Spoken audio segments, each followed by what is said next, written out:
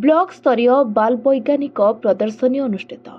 Jaleshwar block स्तरीय विज्ञान मेला गुआगढ़िया स्थित पंचायत सरकारी उच्च विद्यालय अनुष्ठित हो जाइछे। आयोजित सभारे शिक्षक दिलीप कुमार सेठी मंच आह्वान करथिले। गोष्ठी शिक्षाधिकारी जगबंधु जेना सभापतित्व करी कुनी वैज्ञानिक मानक मध्यरे अपार संभावना थिबा कहिसंते।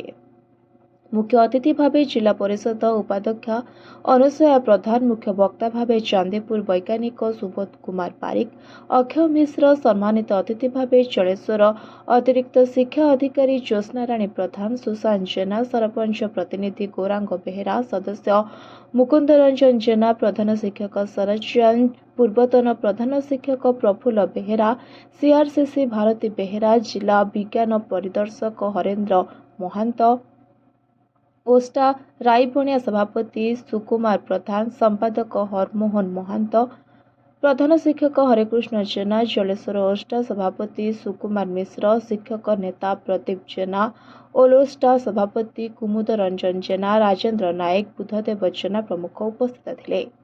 ଏହି ବିଜ୍ଞାନ ପ୍ରଦର୍ଶନୀ ମେଳାରେ ବ୍ଲକର 17ଟି ସାଧନ କେନ୍ଦ୍ରରୁ ମୋଟ 189 ପ୍ରକଳ୍ପ ସ୍ଥାନ ପାଇଥିଲା। ବିଚାରକ ଭାବେ ପ୍ରଭାତ ରଞ୍ଜନ ଦାସ, ଗଣେଶ କିଙ୍କର ଆଚାର୍ଯ୍ୟ, ସମର ରଞ୍ଜନ ଜେନା, ଗୌର ଗୋପାଳ ପାତ୍ର, ସୌଭାଗ୍ୟ ରଞ୍ଜନ ଦେ, ସନ୍ତୋଷ କୁମାର ସାହୁ, କିଶୋର କୁମାର ମହାନ୍ତି, ଆଦିକାନ୍ତ ପାତ୍ର ପ୍ରମୁଖ ଯୋଗ ଦେଇଥିଲେ।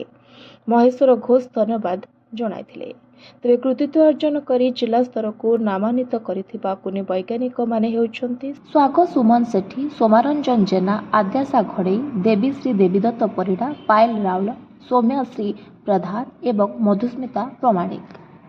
ସେମାନେ ଯଥାକ୍ରମେ sustainable agriculture, waste management and alternative to plastic, green energy, emerging technology, recreational mathematical modelling, health and hygiene एवं वाटर कन्जर्वेशन एंड मैनेजमेंट विभाग में प्रथम स्थान अधिकार कर जिला स्तर पर नामान्वित होती। Bureau report, voice of Odisha live.